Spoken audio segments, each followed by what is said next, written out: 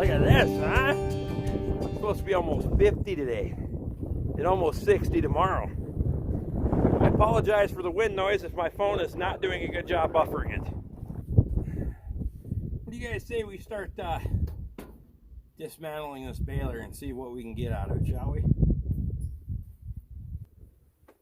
This is a Vermeer 605c Baler.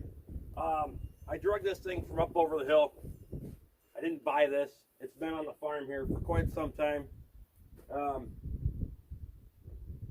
We're not going to use this for baling, and I'm going to go through and explain to you why here shortly. But I see some potential here.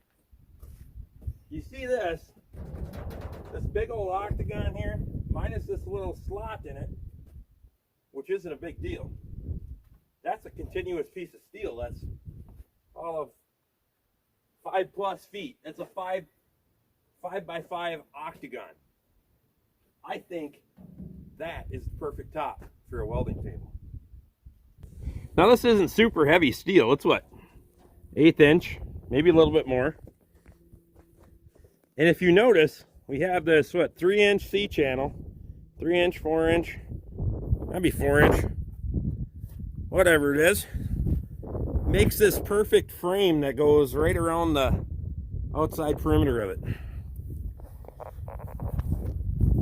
Well, my thought is, if I condense that frame just a little bit, that makes the perfect frame for this to sit on. Now, if we look inside here, I think I can give you a better perspective of this sheet of steel. It's clean on one side. You literally have one little bolt right up there in it. And then you have this slot. Well, this slot, I think, would actually come in handy for clamping things mid-table. So, plus we have 2 of them. Now, reasons that I'm not going to use this baler. We have rollers that are almost seized up, some that are seized up. The belts are shot. You can see how badly they're fraying. You come up here, that one's missing half the belt. Much of them are tore. The belt lacings are gone. Some spots. Hydraulic cylinders are leaking. The hoses are just garbage. I mean, there's nothing left of the hoses on this thing. Obviously, the twine box got messed up when I was moving it, but, and it's a New Holland twine box anyway. It doesn't have the old can that used to sit on there. This thing's pretty well shot. Bearings are out of it. There's a bearing out on this side for the chain sprocket right there. Got the bearing out right there on the pickup is out of it. It's a lost cause at this point. For the amount of money that it would take to resurrect this baler and get it functioning again in a way that I could rely on it, would just take too much money and more than it's worth. I'd be better off going to buy another baler. And if I was going to buy another baler, I would look for another Gale that is equivalent to the one that I have. So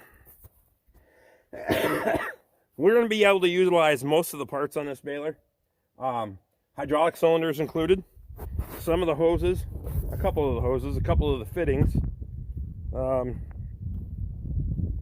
So in another video, we'll go ahead and start cutting this thing apart and see what we can turn it into. I can tell you right now, we're going to have a welding table built out of this. I'm going to have a torch cart built out of this because I need a torch cart, and possibly a couple other projects depending on the amount of steel that's left over. So I have to run off to town to get a few items from the hardware store, the feed store, or whatnot.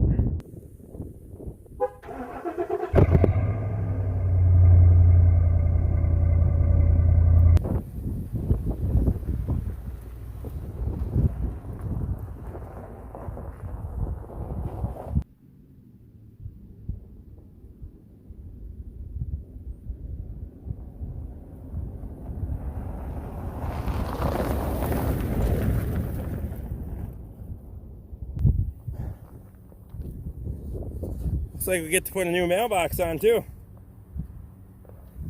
Yay. Another project I got coming up here is I need to fix these gates. You can see here that that one's off the hinge on the top. They are scraping the ground. Right now the driveway is crowned enough that the gates are hitting it. So I need to raise the gates up.